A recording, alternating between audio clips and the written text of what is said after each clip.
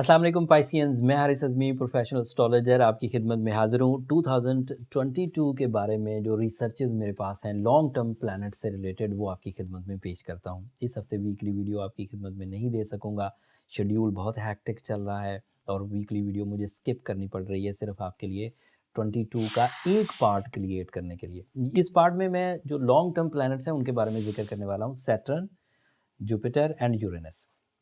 Saturn तो कमबख्त इस साल भी उसी नेगेटिव एंगल पर ही रहेगा and that is a cause of साढ़ आपके 12th एंगल पर है एंड ये सस्टेन करेगा और 12th एंगल पर अभी 2023 के मार्च तक रहेगा।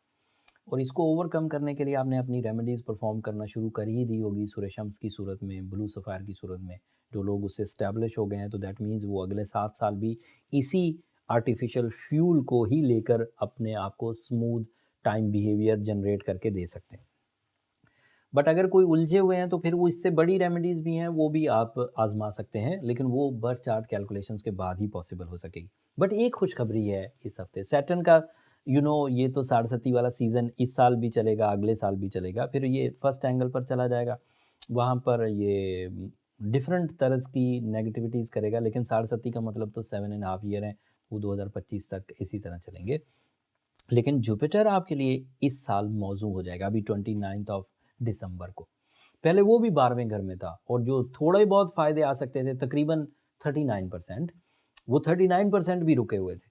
अब कम से कम जुपिटर 29 ऑफ दिसंबर को जब आपके फर्स्ट एंगल पर आएगा एंड पता नहीं आपको इस बात का अंदाज़ा है कि नहीं, जुपिटर आपके फर्स्ट एंगल पर 12 साल के बाद आ रहा है इन द पाइसेस एंगल। आखिरी दफ़ा 2010 में आया था एंड जुपिटर जब अब एक नई रोटेशन शुरू करेगा तो this is a new type of emotions for the Pisceans in every sector. Jupiter कई चीज़ों का रिस्पॉन्सिबल है, अक्ल जहानत, तालीमी काबिलियत, enhancement, lucky factors, face values, your skill polishing, your protection.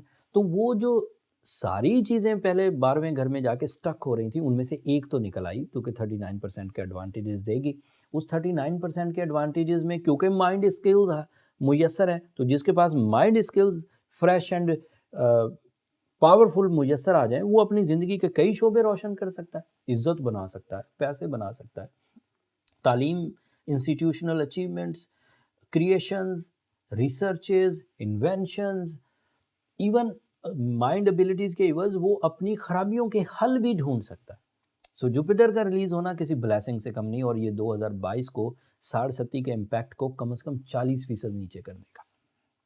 पहले अगर 100% आ रहा था तो अब उसमें से 40% तो नीचे गया। कुछ चीज़ें शॉर्ट टर्म प्लैनेट से बैलेंस हो जाएंगी, तो मुझे लगता है कि 2022 आपको तकलीफ नहीं देगा और अच्छे अंदाज से चलेगा। आपको प्रॉपर्टी में एडवांटेजेस मिलेंगे, आपके रिवॉर्ड्स हाई होंगे, फेस वैल्यू बनेगा, इमोशनल पीस आएगा एंड ओवरसीज़ ट्रैवलिंग हो सकेगी। और इसके अलावा ऐसे कारोबार बहुत चमकेंगे जिन कारोबार में आपकी अक्ल जहानत इस्तेमाल होती हो, क्रिएटिविटी।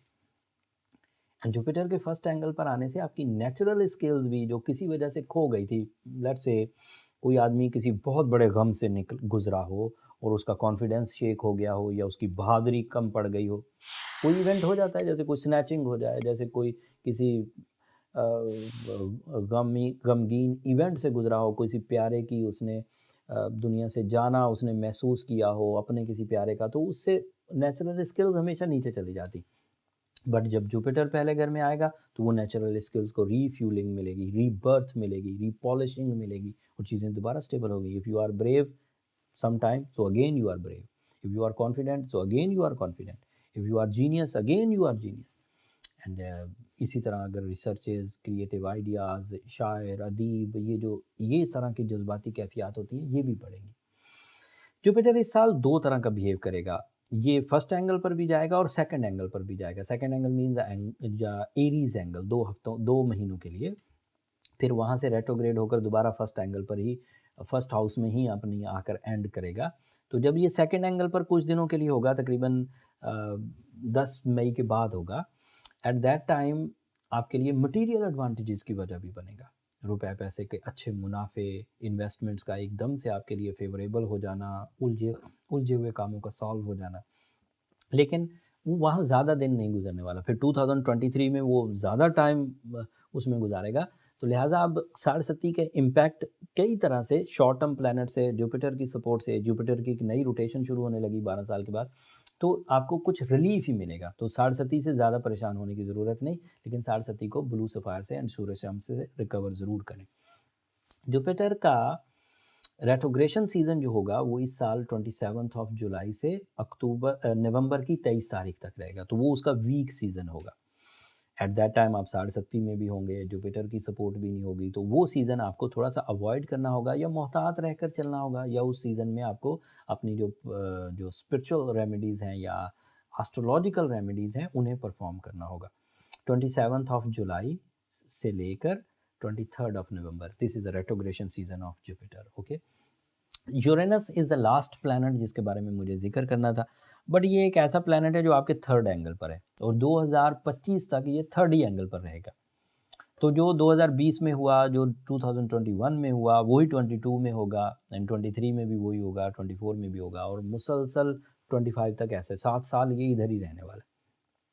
इसके बारे में मैं इसलिए ज़्यादा राय नहीं देता कि ये 18 जनवरी को ये रेट्रोग्रेड हो जाएगा और 24 अगस्त को जाके डायरेक्ट होगा, तो 8 महीने तो इसके रेट्रोग्रेशन, टोटल 12 तो महीने, तो आखिरी सीज़न में जाके फिर आपकी ऑर्गेनाइजेशन एबिलिटीज़, आपका डिसिप्लिन, आपकी अपॉर्चुनिटी, आपका लक फैक्टर, आपका अपनी फैमिली के लिए या फैमिली का आपके लिए कुछ नई अपॉर्चुनिटीज़ का इजहार करना, वो मुमकिन हो सकेगा अगस्त के बाद।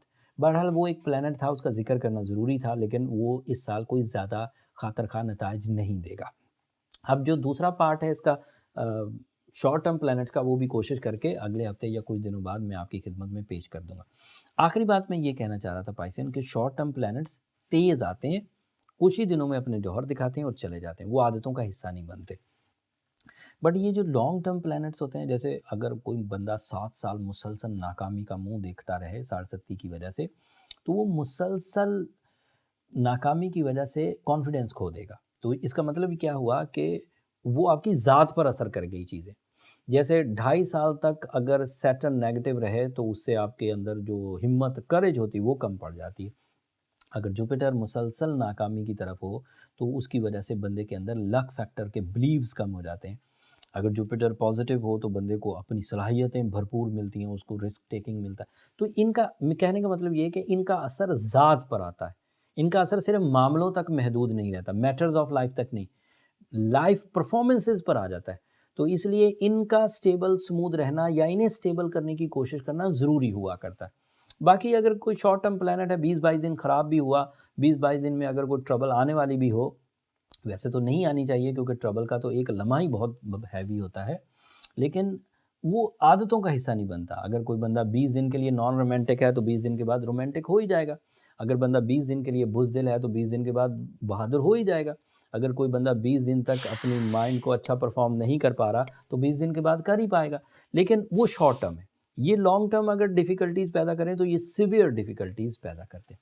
अगर आप इसे अपनी सलाहियतों से फेस करने में कामयाब हो जाएं then well and good, but अगर आप अपनी सलाहियतों में इसे फेस नहीं कर पाते तो फिर ब्लू सफ़ायर और सूर्यशम्स आपके काम कर, अगर वो भी काम ना करें तो फिर पर्सनल चार्ट की तरफ जाइए, जज करिए कि बाई बर्थ आप कितने स्ट्रॉन्ग थे, एंड बाई बर्थ एबिलिटीज़ को जज करने के लिए बर्थ चार्ट से अच्छा और कोई डायग्नोसिस मेथड नहीं। अगर आपको अपने बर्थ चार्ट की चीज़ों के बारे में जानना हो तो ये नंबर नीचे चलते रहते हैं, आप इन पर रब्ता करके अपने लिए टाइम ले सकते हैं, बट वो फ्री फोरम नहीं है पाइसियंस, होपफुली आप अंडरस्टैंड करेंगे। ये साढ़े का पहला फेज़ है। दूसरे फेज़ में ये और सिवियर होगी when the Saturn is in your first angle in 2023।